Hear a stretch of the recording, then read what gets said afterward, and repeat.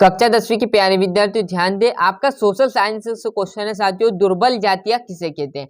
आज के इस वीडियो में हम बहुत तरीके से पढ़ने वाले हैं दुर्बल जातियां। यहीं पर समझाऊंगा, जो आपके सामने डेफिनेशन लिख दी है इसको इस तरह से समझाएंगे कि आपको चुटकी बजाते हुए यहाँ पर क्या दुर्बल जातियां समझ में आ जाएगी। मात्र 1 मिनट लूंगा जिसमें आपको यहीं पर समझा दूंगा। यहीं पर ध्यान रखना है क्या है, इन जातियों की संख्या बहुत कम होती है। मतलब दुर्बल जाति मतलब दुर्बल मतलब कमजोर जाति है ना, उनकी संख्या क्या होती है, बहुत कम होती है।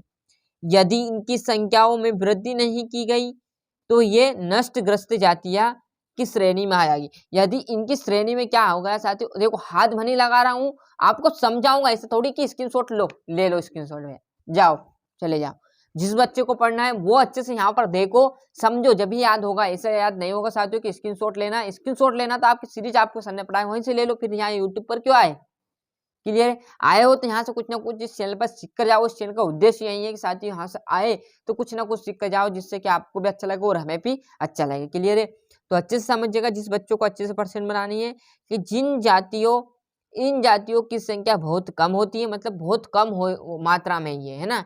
यदि इनकी संख्याओं में वृद्धि नहीं की गई, मतलब इनकी संख्या है जिनमें वृद्धि नहीं की गई, तो ये ग्रस्त हो जाएगी, मतलब धीरे धीरे कम संख्या आती जाएगी और ये नष्ट होती चली जाएगी। फिर ये दुर्बल जातियां बिल्कुल नष्ट हो जाएगी। इसके लिए क्या किया इन्होंने, तो ये नष्टग्रस्त जातियां की श्रेणी में आ जाएगी।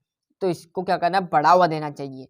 तो इन जातियों की संख्या बहुत कम होती है, यदि इनकी संख्या में वृद्धि नहीं की गई तो ये नष्टग्रस्त जातियों की श्रेणियों में आ जाएगी। तो ऐसे सिंपल से आप बढ़िया सा स्क्रीनशॉट ले लीजिए। आप आराम से लो स्क्रीनशॉट का, मैंने कब बोला कि नहीं दूंगा, आराम से ले वो, पहले समझो आराम से, अब आराम से